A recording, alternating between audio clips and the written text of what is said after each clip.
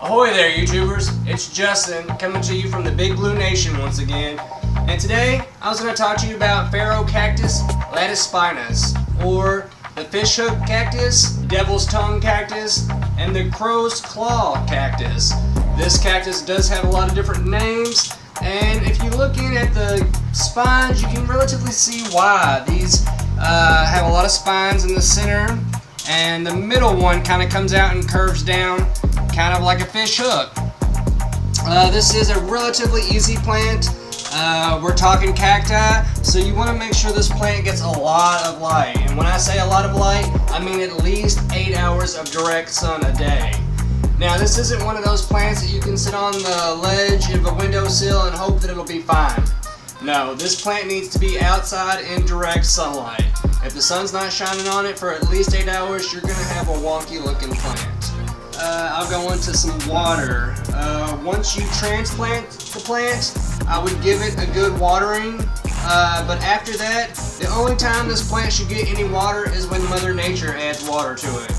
You don't need to be giving this plant a lot of water. They do store a lot of their water inside, so they can go for a long time without a lot of water.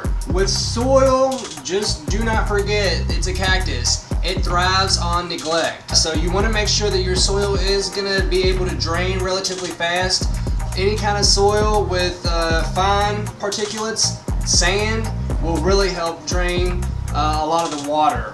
So you're going to make sure that your pot does have a drainage hole in there, and do not put rocks at the bottom of your pot. That ends up making the water kind of coagulate and hold in there a little bit better, so you won't end up doing what you're setting out to do.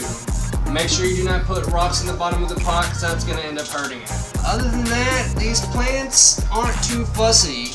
This one is relatively old, you can tell by its size. Now, are barrel cacti poisonous? The thorns have been tested for thorn toxicity, but none exist.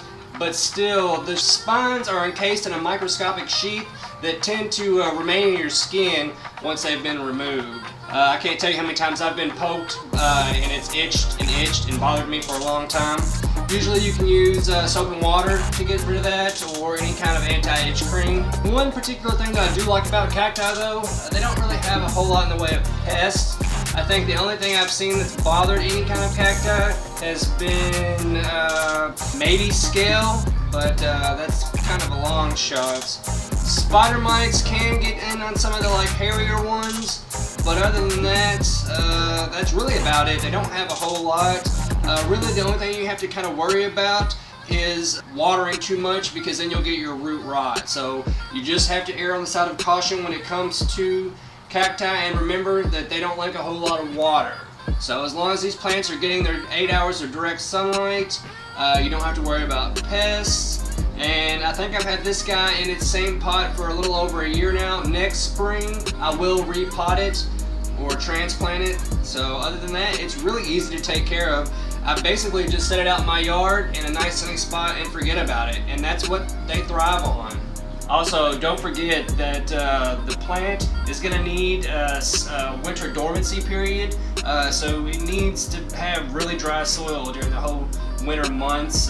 You can water it occasionally, but I wouldn't water it except once every 3 weeks to every 4 weeks, maybe even about once a month. Give the plant a little bit of water.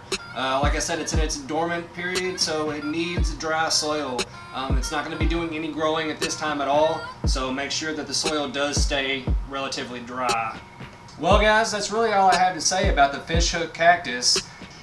Hit the like button for me, and while you're at it, leave a comment and let me know if you've had any success with this plant, or if you've even had any kind of failures with it. And while you're at it, hit the subscribe button too. Other than that, I just want to say, take it easy guys. Don't forget, plant prudently. Have a good one, YouTube.